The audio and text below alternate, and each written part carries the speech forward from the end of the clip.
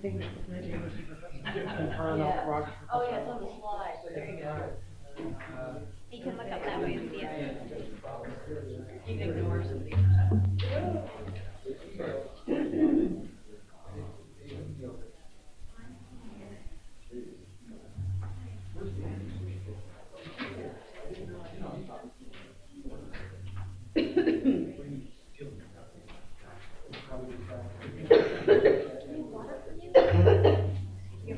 Yeah, go on.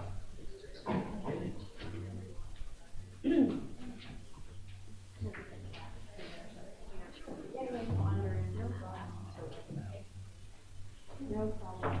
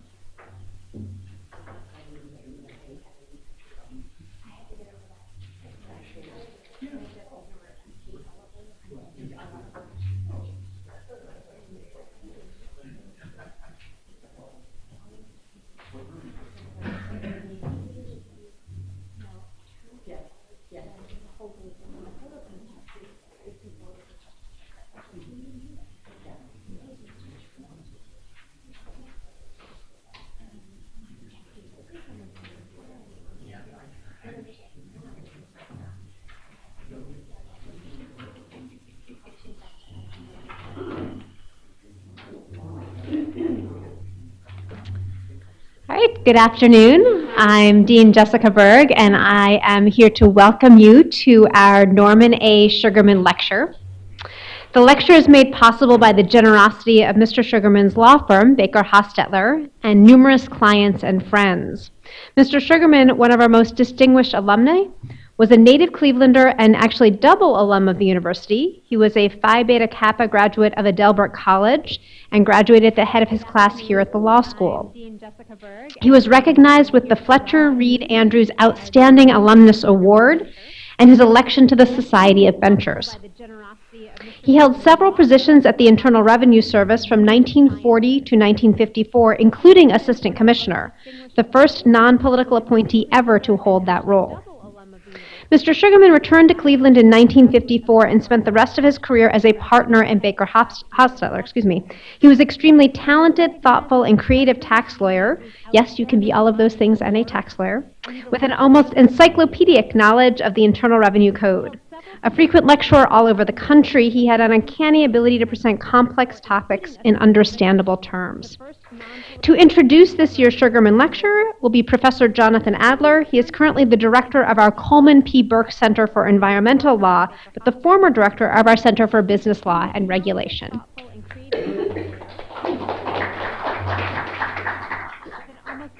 It's really a pleasure to be here today to introduce Professor Hickman. I had the pleasure of meeting Professor Hickman many years ago when she taught me how to be a law clerk. It was her responsibility in the chambers of the Honorable David Santel to stay that extra week to instruct the new crop of clerks how to perform their job for the next year. And it was clear at the time that she should be a teacher, and she certainly has become one. She is currently the Distinguished McKnight University Professor and Harlan Albert Rogers Professor in Law at the University of Minnesota Law School.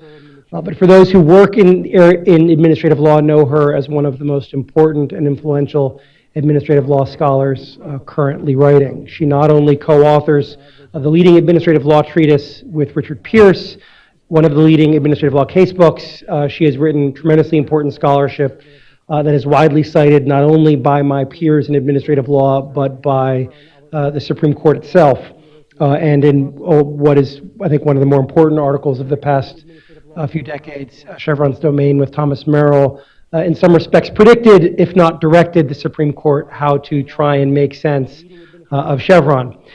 She recently finished a stint as Special Advisor to the Office of Information and Regulatory Affairs, Special Advisor to the Administrator of the Office of Information and Regulatory Affairs in the Office of Management and Budget, where she worked on trying to help, this is my characterization, not hers, educate the IRS and Department of Treasury how to comply with the Administrative Procedure Act. She's one of 40 public members of the Administrative Conference of the United States, where she's also chair of its Judicial Review section. She is on the Governing Council of the American Bar Association section of Administrative Law and Regulatory Practice, as well as a fellow of the American College of Tax Counsel. In addition to all of that, and having taught at Harvard Law School and at Northwestern, she also worked as a certified public accountant. So I can really think of no one better to speak to you all today about the slow and steady demise for tax exceptionalism. You didn't come here to listen to me, so without any further ado, I give you Professor Hickman.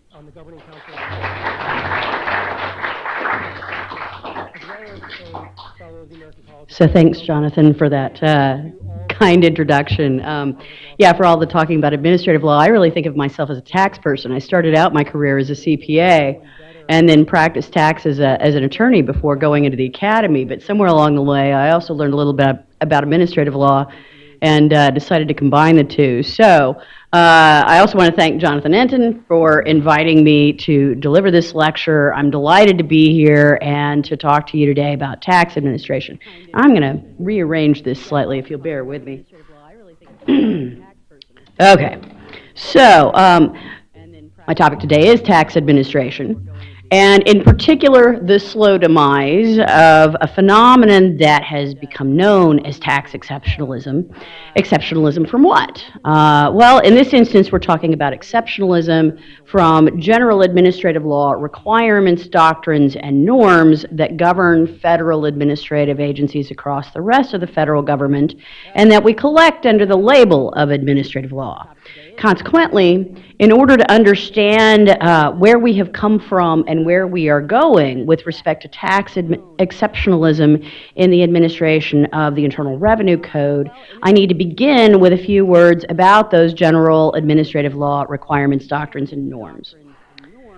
So any experienced lawyer can tell you that the basic civics that you learned in middle school or high school misses a few things. My own children, who respectively are in the 10th and 6th grades, have learned that we have three branches of government: the legislative branch, meaning Congress, the executive branch, meaning the president, and the judicial branch, comprised of the Supreme Court and such lower courts as Congress has established. What is missing from that equation is the collection of federal government agencies, including but not limited to the Treasury Department and the Internal Revenue Service. In theory, most federal government agencies are connected pretty closely with the executive branch, but in practice, they operate with such a large degree of autonomy that as to be what some refer to as the fourth branch of the federal government. Administrative law concerns the relationship that these agencies have with each of the three traditional branches of government. Much of contemporary administrative law derives from the Administrative Procedure Act of 1946, which represents both a codification of best practices of agencies that emerged from the Progressive and New Deal eras, as well as an effort by members of Congress to restrain and constrain those agencies. The guiding principles of the Administrative Procedure Act and contemporary administrative law start with acceptance that Congress may allocate to the federal government agencies, that is, a fair amount of policymaking discretion and authority to act with legal force in the course of implementing and administering statutory programs and requirements. Now, as the Supreme Court has long acknowledged, although the Constitution establishes the legislative branch as the principally responsible for enacting the legislation that governs us, there simply aren't enough hours in the day for Congress to make all of the decisions that are necessary to accomplish everything that the American public wants the federal government to do. So we allow Congress to legislate in broad strokes, and for agencies to fill in the gaps. Sometimes those gaps are pretty large and allow agencies a great deal of policymaking latitude. But the theory goes that giving agencies such a prominent role in elaborating legal requirements allows for greater flexibility and efficiency in government decision-making to the benefit of the governed.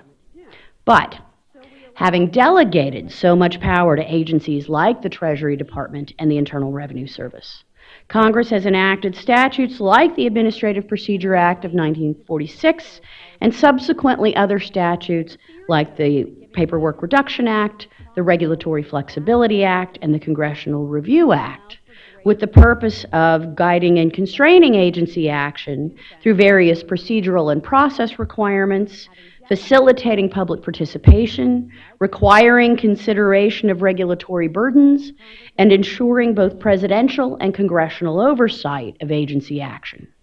And Congress, in the Administrative Procedure Act, provided for judicial review of agency action to ensure that agencies comply with these procedural and process requirements. Collectively, these requirements were deemed essential to maintain public perceptions of democratic legitimacy for actions taken by unelected governmental actors. Now, once upon a time, tax administration followed along the same path as general administrative law, complying with the various requirements of the Administrative Procedure Act, admittedly as they were understood in the 1950s and 60s, which was a different era. But then starting perhaps in the 1970s and certainly into the 1980s, tax administration and general administrative law diverged from one another. And for several decades, tax administration regarded itself as largely exempt from general administrative law requirements, doctrines, and norms, a phenomenon that I and others have dubbed tax exceptionalism. One key deviation was a long time resistance by some courts to evaluating most Treasury regulations interpreting the Internal Revenue Code under the Chevron standard of review. The Chevron standard, for those of you who are familiar with it, you may recall, calls upon courts to defer to agency interpretations of statutes they administer if the statute's meaning is ambiguous and the agency's interpretation is reasonable. For a long time, the lower courts in particular, although the Supreme Court occasionally, seemingly in some arguably murky language, lots of adjectives or adverbs in there, applied instead in tax cases a standard of review known as national muffler, after a case that predated Chevron by about a handful of years. And the National Muffler Standard called for an evaluation of some different things that, if you know enough about deference doctrine, you recognize as being somewhat analogous to the Skidmore Standard, but maybe a little bit different. So the question was, is there a different standard of review for tax than for other areas of law? It took until 2011 before we solved that problem. But that's not our only deviation from general administrative law. So, another deviation from general administrative law requirements, doctrines, and norms came with respect to notice and comment rulemaking requirements. So I did a study back in 2003 through 2005 looking at Treasury regulatory actions because I had noticed from looking at regulatory preambles that tax preambles didn't look quite the same as other agencies' preambles, and I wanted to sort of dig into that. And one of the things that I found was that whereas for most agencies, public notice and opportunity for comment is a requirement, according to the Administrative Procedure Act, before you can adopt legally binding regulations. Even though the Treasury Department purported to comply with those requirements, it also maintained it didn't have to. And in fact, in about 40% of its regulations during the period I studied, it didn't. Most of those were temporary regulations published with post-promulgation notice and comment, but that's not quite what the Administrative Procedure Act requires. One of the justifications that Treasury put forth for not always complying with the Administrative Procedure Act was that most of its regulations were what we know of as interpretive rules that are exempt from notice and comment requirements. Anyway, that's another deviation, another big one. But there are lots more.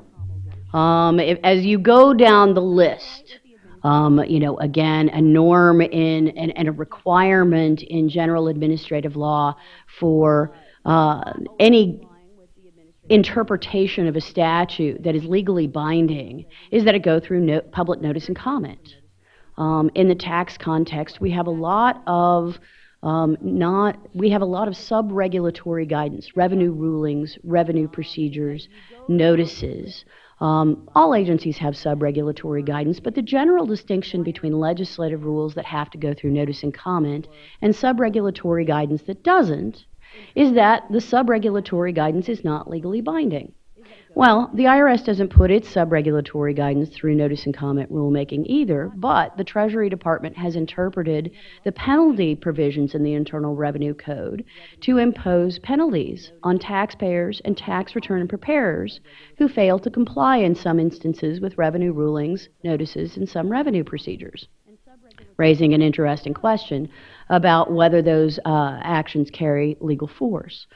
Another potential deviation from general administrative law in the tax context.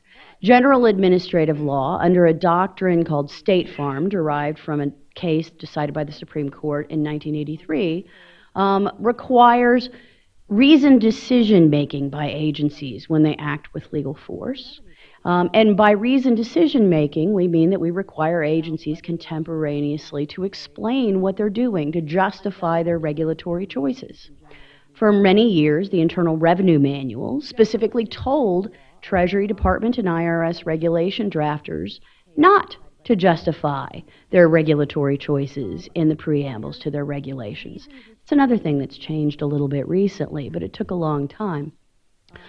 Another general requirement in administrative law, since a case called Bowen versus Georgetown University Hospital in 1988, is that agencies may not adopt retroactively effective regulations. Their regulations are supposed to be prospective. In the tax context, we actually have explicit congressional authorization to adopt or retroactively effective regs, effectively to backdate regulations under certain circumstances. And that's fine. Congress is authorized to, Congress can authorize those sorts of deviations from general administrative law if they want to. But one of the things that's interesting in this regard is Treasury typically does not explain why it makes this regulation retroactive and that regulation not. Lastly, a long-standing norm in general administrative law is pre-enforcement review of Treasury or of agency regulations for both substantive and procedural validity. We've had that since 1967 in a case called Abbott Labs versus Gardner. And the idea here is that we ought to test the substantive and procedural validity of regulations, allow challenges to go forward before regulated parties see their primary behavior bound by those regulations. So they're not put in the position of either having to comply with a regulation that they find suspect, or not comply in order to get judicial review and face civil and criminal penalties. In the tax context, because of a provision in the Internal Revenue Code called the Anti-Injunction Act that was adopted in 1867, we have long assumed that Treasury regulations and other tax regulatory actions are precluded from judicial review until until we get to the enforcement stage, until we get to refund or deficiency actions. It's an assumption. It's one that's being tested. Anyway, lots of deviations, lots of disparity between general administrative law and the tax administration context for a long time. Tax exceptionalism has been justified here and in other countries by reference to the uniquely important nature of tax administration and the tax system in raising the revenue that governments need to function. In fact, I'm not so sure in today's climate that in fact that's an accurate way of thinking about things. For as long as we've had the income tax, we've recognized that the tax system not only raises revenue, but also performs some degree of regulatory and social welfare functions. For one thing, the corporate income tax is often justified as a mechanism whereby the government is able to influence corporate behavior. For that matter, we've long since regulated the nonprofit sector by exempting them from the corporate income tax in exchange for certain requirements for pretty much as long as we've had an income tax. Those are just a couple of examples. In the contemporary age, though, starting around 1969, when Stanley Surrey coined the term tax expenditures, and to a growing degree since then, we routinely run regulatory and social welfare programs through the Internal Revenue Code in the form of tax expenditures and otherwise. Pam Olson, who formerly was Assistant Secretary of the Treasury for Tax Policy, recognized the many different areas of regulation and social welfare functions that are run through the tax code several years ago in a presentation that she made. Just to show you a little bit more, quantify a little bit of what I'm talking about in this regard.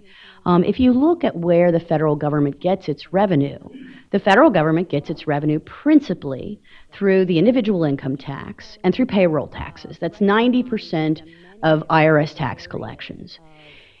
If the primary function of Treasury regulations and other tax regulatory actions is to raise revenue, then you would think that most Treasury regulations and most IRS guidance documents would relate to individual income taxes and payroll taxes. In fact, I studied Treasury regulation projects from 2008 to 2012 and broke them down by subject matter and discovered that, in fact, only about a little over 20% of individual income or of Treasury regulation projects concerned regulations that obviously related to the individual income tax or payroll taxes. And in fact, a little over 30% of the regulation projects that I looked at concerned tax expenditures and other regulatory programs like the Affordable Care Act or regulation of exempt organizations or ERISA. Another 25% dealt with the corporate income tax and a few other taxes. And then another 20% or so dealt with administration and procedure, which shocked the heck out of a former Assistant Secretary of the Treasury for Tax Policy I know, who said, I don't remember doing that many regs that dealt with administration and procedure. And if you break this down a little bit differently, the same study broke down tax regulation projects also by the number of pages, for example. And the numbers were even more stark in that regard. About 40% of the pages of regulations adopted during this period dealt with those categories, those social welfare and regulatory categories that are shaded in yellow up on the slide. So it seems fairly clear to me that Treasury regulations and tax regulatory actions that in theory are subject to Administrative Procedure Act and other procedural and process requirements aren't dealing with revenue raising at all, but are dealing with other functions that the IRS and the Treasury Department are performing vis-a-vis the tax system. Again, that's fine, but it makes it hard to justify tax exceptionalism on revenue raising grounds. Fortunately, at least in my view, the courts seem to be going along with this idea.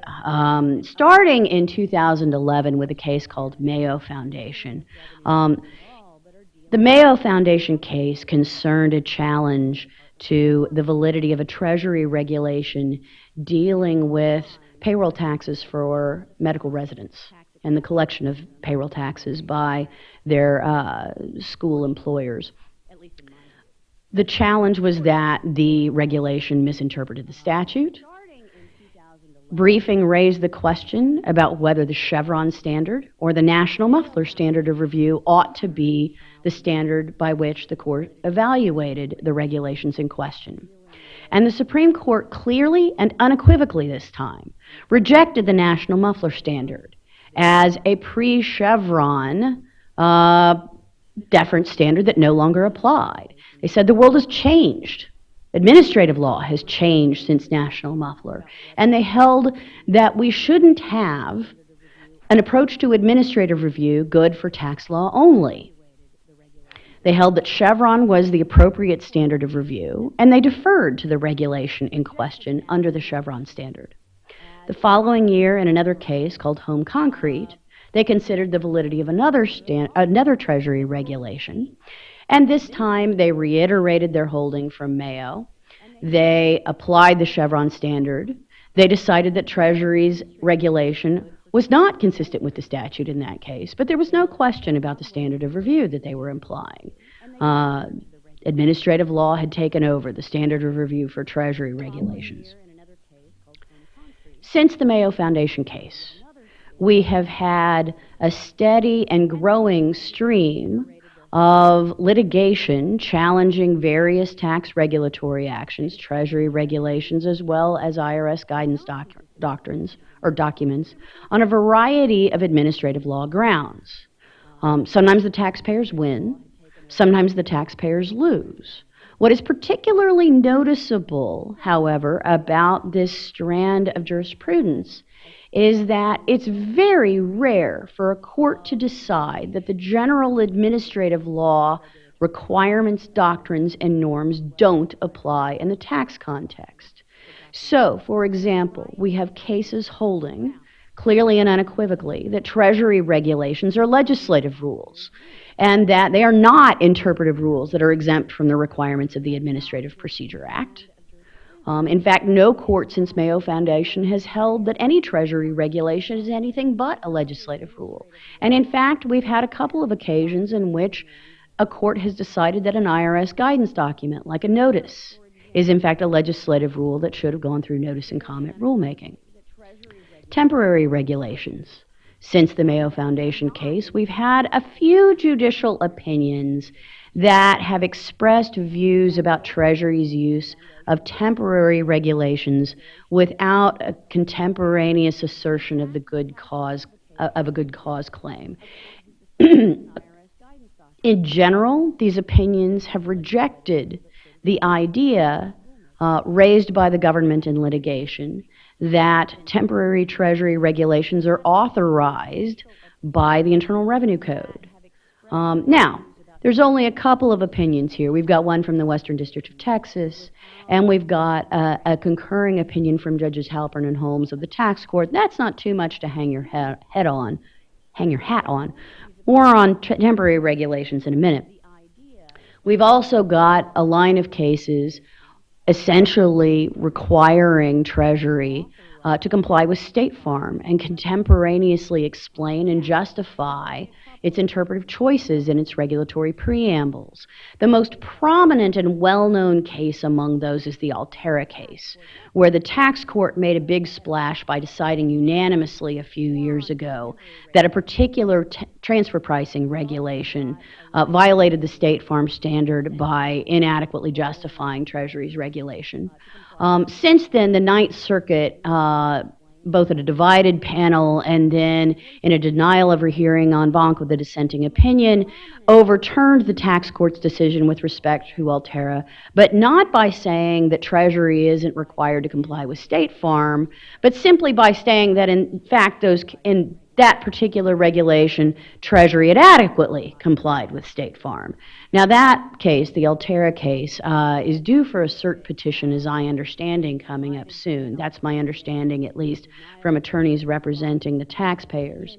But other cases have continued, both at the tax court and at the circuit court level, have continued to apply the State Farm standard in evaluating tax regulatory actions. And in particular, in a case called Good Fortune Shipping in 2018, the D.C. Circuit invalidated a Treasury regulation using a combination of Chevron and State Farm, saying that the Treasury regulation in question was unreasonable because Treasury had failed to explain why it kept changing its mind regarding what the statute meant. Last but not least is the Anti-Injunction Act, and here I have another slide that I want to address that lays this out a little bit better. So the Anti-Injunction Act is near and dear to my heart these days because I've been working on it both in scholarship and in filing amicus briefs. The Anti-Injunction Act, again, is that provision in the Internal Revenue Code that bars lawsuits that would constrain the assessment and collection of taxes, except as provided by the Internal Revenue Code. And of course, the Internal Revenue Code provides for challenges in deficiency and refund actions. There has been a long debate over the last few years. I guess that's not that long. But if you'll remember, I said earlier that the Supreme Court, or that we've assumed for a long, long time, that the Anti-Injunction Act does not allow pre-enforcement review of tax regulatory actions, but that's been an assumption. The Supreme Court's never opined on it. We had a couple of circuit court cases back in the 70s that were sort of mixed on it, but the 70s was a very different era in administrative law, and they weren't particularly extensively reasoned at that. So in the last few years, we've had several pre-enforcement challenges that have been brought testing the Anti-Injunction Act, and we've had very mixed results out of the courts, with some courts saying that the Anti-Injunction Act does not preclude pre-enforcement review of tax regulatory actions, and other court opinions saying that it does.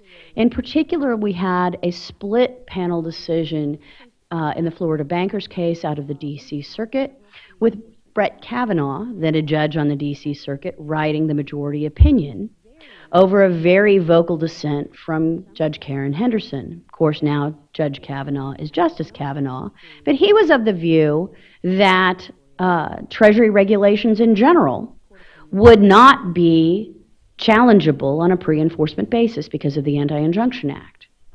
Arguably, although he disagreed with this assessment, his opinion in Florida Bankers conflicted with an earlier D.C. Circuit opinion in a case called Cohen. Regardless, since then, we've had the Silver case in the court below, the D.C. District Court, saying, in fact, with respect to a challenge to a Treasury regulation, that the Anti-Injunction Act in that case does not bar pre-enforcement review. So the D.C. Circuit and the court that's under it are kind of a mess at the moment. Meantime, most recently, my favorite, CIC Services out of the Sixth Circuit, has been a ton of fun. This is a case where we're dealing with a notice, an IRS notice that has to do with a third-party reporting requirement for captive insurance companies. And the panel divided, Judge Clay writing the majority opinion with Judge Nalbandian writing a very strong dissenting opinion, with the majority of the panel saying no pre-enforcement review, and Judge Nalbandian saying no, we should have pre-enforcement review. And then a petition for rehearing en banc was filed, and that was denied. But this time we had a strong dissenting opinion written by Judge Amul Thapar, joined by 6 of his colleagues. So it was a 9-7 decision to deny rehearing en banc, with 7 judges on the court saying, no, the panel got this one wrong. We should have pre-enforcement review of this notice. And Judge Jeff Sutton wrote a concurring opinion saying, I think the dissenters have the better interpretation of the Anti-Injunction Act, but I don't think we have anything that we can add as the Sixth Circuit by taking this case en banc. I think the Supreme Court needs to resolve this issue. The cert petition was filed in CIC Services last month. Briefing is ongoing. My amicus brief will be filed next week. In any event, so the Supreme Court may or may not go ahead and take this question up soon. I think it's inevitable they will take it up eventually. It's just a question of whether this will be the case. But certainly, if we were to decide that pre-enforcement review applied in the tax context, that would be a huge sea change with respect to administrative law coming out of the courts. But the courts aren't where all the action is at,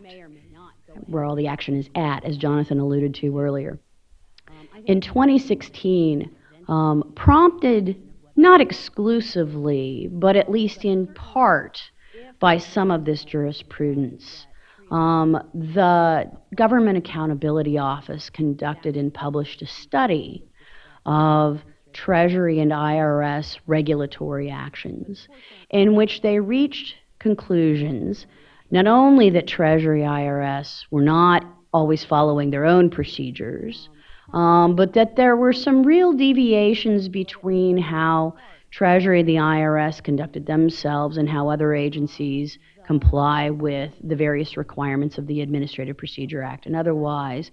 And in particular, finding also that the Treasury Department and the Internal Revenue Service do not comply very faithfully with the Regulatory Flexibility Act, which requires agencies to evaluate the impact of their actions on small businesses as part of the process of undertaking those actions. As a result of that study, as well as the jurisprudence I've already talked about, we revisited in 2018 a long-standing agreement between the Treasury Department and the Office of Management and Budget. Back when, so the Office of Management and Budget has a subordinate agency within it known as the Office of Information and Regulatory Affairs, or OIRA. OIRA was established by the Paperwork Reduction Act for the purpose of overseeing agency regulatory actions and their compliance not only with the Paperwork Reduction Act, but various other purposes, including under executive order, ensuring that agencies, when they undertake significant regulatory actions, engage in regulatory impact analysis, and along with that goes a fair amount of oversight with respect to Administrative Procedure Act and Regulatory Flexibility Act and Congressional Review Act compliance. Now, early on in the existence of OIRA in the 1980s, the Treasury Department and OMB signed a memorandum of understanding essentially exempting most tax regulatory actions from OIRA review. And that memorandum of understanding was reiterated by a follow-up letter in the early 1990s. Well, by the time we get to the 2010s, members of Congress are starting to look at some of this information coming out of the courts and the Government Accountability Office, and they're asking questions about why tax regulatory actions are exempt from OIRA review. And that GAO study explicitly called on the executive branch to reconsider that memorandum of understanding. So in April of 2018, the Treasury Department and the Office of Information and Regulatory Affairs signed a new memorandum of agreement that provided that tax regulatory actions would be reviewable by OIRA and that they would go through regulatory impact analysis. So here you have two agencies that now have to work with one another who have never dealt with each other before and really don't speak each other's language. So my role at OIRA, when I was there, I went in for a year to help them get that off the ground, to establish workflow protocols and figure out how to speak each other's language. And particularly at the time, we had a lot of tax regulatory actions coming out of the Tax Cuts and Jobs Act. Some things that I learned through the year that I worked with OIRA that came out of that preliminary effort to review Tax Cuts and Jobs Act regulations and sub-regulatory guidance. For one thing, regulatory impact analysis requires, as one of its hallmarks, that agencies identify where they have areas of discretion. You can't engage in regulatory impact analysis if you don't understand where the discretionary choices lie and the consequences of the different choices that are available. Well, part of identifying areas of discretion necessarily then feeds into the preamble explanation of identifying where there are regulatory alternatives and the choices that the Treasury Department has made among those choices. So you started seeing, through prodding from OIRA, expanded regulatory preambles explaining the choices that were available to Treasury and why they were making the choices that they were making, and in some instances identifying for taxpayers and members of the interested public areas where Treasury had discretion, where they sought public input, thereby more facilitating public participation. Another thing that I observed was that through OIRA review was that oftentimes Treasury would submit to OIRA a regulation package that would contain a combination of proposed Treasury regulations and sub-regulatory guidance. And one of the questions that we would ask would be, why are you using sub-regulatory guidance in these instances? Why aren't you folding the information that's contained, the interpretations and guidance that are contained in the revenue rulings, revenue procedures, or notices that you propose to issue into the proposed regulations themselves? And we saw OIRA prodding Treasury to put more of its guidance into regulations rather than leaving them in sub-regulatory guidance that to date typically still is not subject to public notice and comment requirements. Those are just a couple of examples of things that were coming out of OIRA review. But something else I think that has come out of that process with respect to temporary regulations. In the entire time that I was at OIRA, I never saw a temporary regulation. Remember that between 2003 and 2005, about 40% of Treasury regulations were issued in temporary form without notice and comment. The Tax Cuts and Jobs Act required a lot of regulations, and one might have expected a lot of temporary regulations with only post-promulgation notice and comment. But in fact, in no small part because of OIRA review, the Treasury Department was not issuing temporary regulations, and in fact, shortly before I left OIRA, they issued a policy statement on the tax regulatory process that contained various different pronouncements, some of which I regard as more political statements than actual statements of practice. You really had to read between the lines with that one. But one of the things that they said in this policy statement, they made a commitment that they would not issue future temporary regulations without a contemporaneous and corresponding assertion of the good cause exception as required by the Administrative Procedure Act. Now, since I left OIRA, they have issued one temporary Treasury regulation containing regulations associated with the dividends received deduction under a new Section 245A. Those regulations have not yet been finalized, but if you look at the preamble to those regulations, they contain several paragraphs outlining the Treasury Department's reasons for issuing temporary regulations in this particular instance. Now, I've written elsewhere how some of the reasons that they've offered may or may not actually justify temporary regulations. Some of the reasons that they offered were better than others. But that's probably going to be the case for just about any agency. Regardless, it's the first set of regulations that I have ever seen come out of the Treasury Department that had that extensive of a justification with respect to good cause. Before that, if they ever asserted good cause, Treasury regulations simply said that there was an urgent need for immediate guidance without elaboration. And here we had several paragraphs. So to me, this represents real movement on Treasury's part, but I don't think it would have happened without the jurisprudence and without OIRA review. Okay, so where does all this leave us? Well, for one thing, there's no question in my mind that tax exceptionalism is on the wane. Some people aren't happy about that.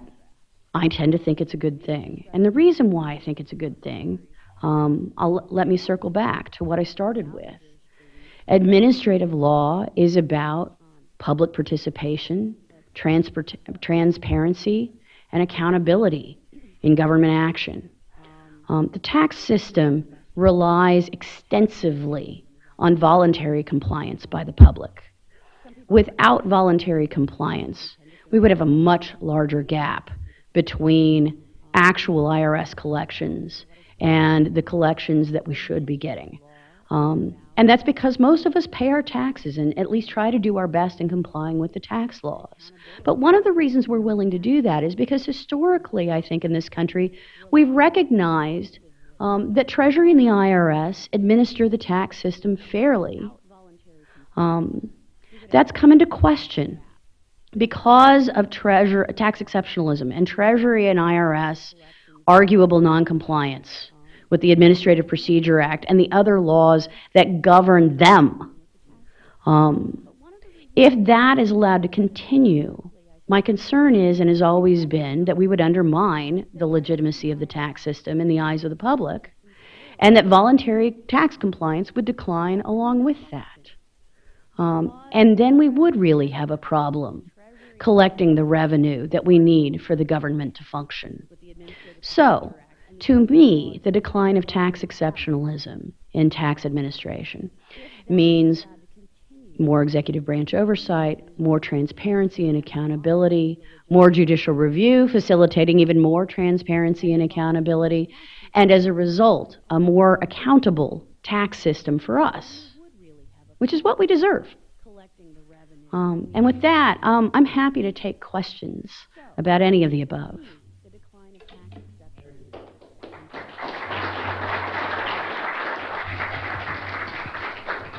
If people have questions, we have a microphone because this is being webcast and recorded. I'm going to steal the moderator's prerogative and ask the first question. Assuming the Supreme Court does take Altera or CIC or one of the other cases bouncing around, do you have any sense or care to offer a prediction of what you think the court might do with it? There's been a lot of suggestion that the current Supreme Court is willing to rethink many things about administrative law, and I'm wondering how the issues you've discussed relate to these broader possible changes in administrative law and the way the current court views these issues. Sure. Well, certainly, if nothing else, I feel like the current court is sympathetic in my direction. Although I don't think that that's necessarily a consequence of recent Supreme Court appointments alone. Justices Breyer and Kagan, as well as Justice Ginsburg, have a tremendous amount of administrative law expertise. None of these doctrines are going to be new to them. And I think particularly Justices Breyer and Kagan are very, very concerned about administrative law compliance and good government, just as well as some of their colleagues to their right. Now, with respect to most of the issues that I've talked about, compliance with State Farm, compliance with notice and comment, et cetera, to me, this is, and one of the things that's always surprised me about the tax exceptionalism line is that these doctrines are such black letter, bread and butter administrative law that have been around for so long that I've always found the tax exceptionalism position a little bit baffling when you dug into the statutes and the case law. Which is one reason why I think, particularly post-Mayo Foundation, the lower courts have been so ready to embrace, oh, of course State Farm applies to tax. And of course Treasury regulations have to comply with notice and comment and the good cause exception. Again, taxpayers may win or lose on the merits under those requirements or doctrines, but no one's really questioning that they ought to apply. So I don't really see the Supreme Court disagreeing with that.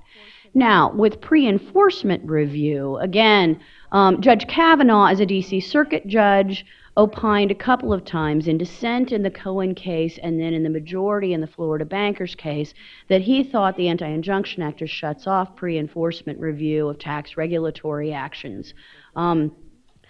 I personally don't find his reasoning persuasive. But at the same time, there's no denying that he's now one of 9 at the Supreme Court. In fact, when he was nominated, I said, darn, there goes one of my votes.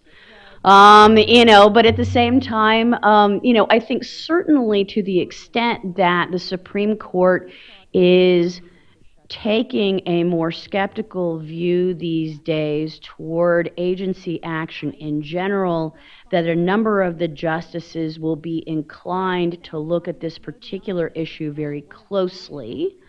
And I don't think, I don't think it's a right-left sort of issue. I could see Justice Kagan or Justice Breyer finding common cause with some of their colleagues on the right with respect to this issue. I like to think that the 70-page law review article that I wrote on the Anti-Injunction Act might bring Justice Kavanaugh around, but we'll have to wait and see whether that happens. So I don't know how to prognosticate on that one. I'm hopeful, but I'm not laying any bets. Questions for Professor Hickman? I get most of my news on legal developments from NPR. So one day I heard a comment that Justice Gorsuch questions whether the Chevron doctrine is going to be efficacious, whether it's going to continue in existence. And so if it did not, what effect would that have on promulgation of IRS regulations? Well, so first thing I'll say about that is I'm highly skeptical that the court actually will overturn Chevron, and I'm happy to tell you why with respect to that as a follow-up if you like. But to answer the primary question you raised, you know, if the court overturned Chevron, I'm not really sure it would make an enormous difference in how Treasury goes about promulgating regulations. I do think my own view with respect to agencies in general, and Treasury is no exception to this, is that Chevron has emboldened agencies to push the envelope with respect to statutory interpretation on occasion. Again, I don't think Treasury is unique in that regard, but I think Treasury certainly has followed along with that trend. So to some extent, overturning Chevron deference might discourage some of that. But so long as we only have post-enforcement judicial review in the tax context, I'm not, you know, it takes a long time for some of these cases to get to court, and a lot of them never get there, with the result that I'm not so sure that Treasury would carve back on its willingness to push the envelope as much as some agencies would in the face of Chevron's demise. Additional questions? I'll ask the follow-up. What's going to happen with Chevron? So the reason I'm skeptical, there are several reasons why I'm skeptical that the Supreme Court will overturn Chevron. The primary one being that if they weren't willing to overturn our deference or Seminole Rock deference in Kaiser versus Wilkie last term, then I cannot imagine they'd be willing to overturn Chevron. Kaiser versus Wilkie dealt with this standard our or Seminole Rock deference that applies to applies to judicial review of agency interpretations of their own regulations, and was called for controlling deference unless the agency's interpretation was clearly erroneous. But you know, it was a very poorly reasoned or under-theorized standard of review that came from the 1940s and sort of had percolated and rolled forward along without a lot of Supreme Court inquiry or justification along the way until the last few years. And after several justices called for its reconsideration and even called for it to be overturned, in Kaiser versus Wilkie, the Supreme Court ended up retaining it, albeit in a largely curtailed form. But they nevertheless retained it. Now, Chief Justice Roberts wrote an opinion in Kaiser versus Wilkie saying, we're not saying anything about an eventual case concerning Chevron. But they retained Kaiser versus Wilkie on stare decisis grounds and with an extensive discussion about the role that agencies play in our system of government. And, you know, if you look at Chevron, which is much better theorized and has been defended on multiple times on multiple grounds by multiple Supreme Court justices, the same stare decisis considerations hold. Agencies arguably have even more of a claim to judicial deference in light of congressional delegation with respect to their interpretations of statutes than they did with respect to interpretation of their own regulations, where they would be both drafter and interpreter. And so I have a very difficult time after Kaiser versus Wilkie seeing that the Supreme Court is going to invalidate Chevron. Along with that, I will point out that while there's been a lot of talk about reconsideration or reevaluation of longstanding principles of administrative law, the court in general has seemed in this regard to move relatively incrementally. So while I could see them carving back Chevron. And in fact, Aaron Nielsen and I have a forthcoming law review article that is in the placement process on ways that the Supreme Court could carve back Chevron while still retaining it. My ultimate conclusion is that there are good reasons for retaining Chevron, and the court will do it in the name of stare decisis, as well as just recognizing the role that agencies play in our system of government and the court's own lack of qualification for making some of the policy-making decisions that agencies make when they promulgate regulations in particular. Yeah. I have a question about sub-regulatory guidance and notices. You know, in the exempt organization field, we're very dependent on guidance, and we clamor for it. Sure. But the timelines are very, very slow. So, for example, there's an area called program-related investments, and it took 10 years for the IRS to issue updated regulations.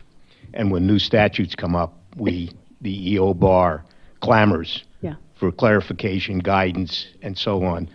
Whatever it is, whatever you decide, just give us some guidance. But this idea that there has to be this long process plus this review at the executive level and so on, I mean, the process was slow enough before. And is it going to become much more slower? So two things. Number one, I will say with OIRA review, one of the things that OIRA prided itself on was that the average time that a regulation package spent at OIRA was, I believe, 11 days. So OIRA review is not actually adding that much time to the process. But that notwithstanding, I have no problem with sub-regulatory guidance. I think sub-regulatory guidance is hugely useful, and we need as much of it as we can get. The problem I have is the fact that Treasury, through its regulations, has attached penalties for noncompliance with guidance. So my preferred solution would be for Treasury to amend its penalty regulations and return IRS guidance documents to their original non-binding form, at which point they would look like every other agency. We'd sit there and argue about their degree of practical bindingness and whether that was a problem, but at least there would be no question that you could be penalized, that you could have to pay an underpayment penalty, or if you're a return preparer, a noncompliance penalty for failing to follow a revenue ruling or a notice. And there are other places in the code, that attach other penalties, particularly to notices, for example, with respect to reporting of tax shelters. To me, there's just no justification for attaching penalties for noncompliance to a document that has not gone through notice and comment rulemaking if you don't have public participation in the promulgation process. We have time for one more question. Is there another?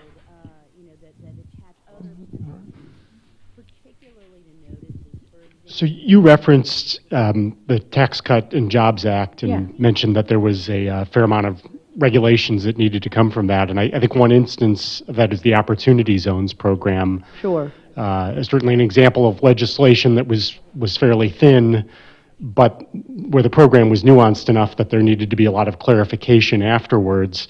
And yet you also had this countervailing tension in that some of the tax benefits that went along with the program were at risk of expiring before the clarification even came from the agency. So how does that fit into your narrative in terms of the ultimate approach that the Treasury Department took to clarifying and doing rulemaking associated with that program? Is that consistent with the direction of the rulemaking trend that you've been mentioning?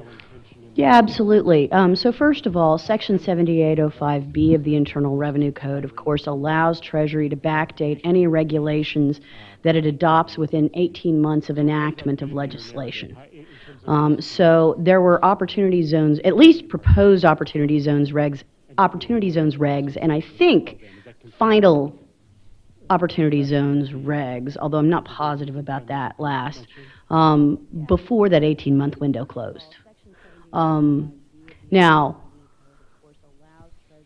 the way, so Treasury put out proposed regs, I believe with the Tax Cuts and Jobs Act, especially with some of those more time-sensitive regulations, that Treasury was fairly explicit in saying, okay, these might not be the final regs, but we're not going to litigate against anyone who complies with the proposed regs.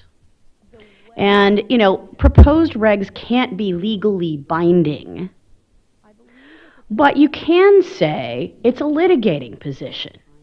And we're not going to enforce against anyone who follows the guidance that we've given them. I think that's entirely consistent with the Administrative Procedure Act, and I think that's largely how Treasury approached the regulatory process in the face of the Tax Cuts and Jobs Act. And yeah, they had a lot of regulations that they needed to get out quickly. And in particular, they really pushed hard to get regulations out within that 18-month window. And I think they did a spectacular job of doing that. But to me, they did that with OIRA review.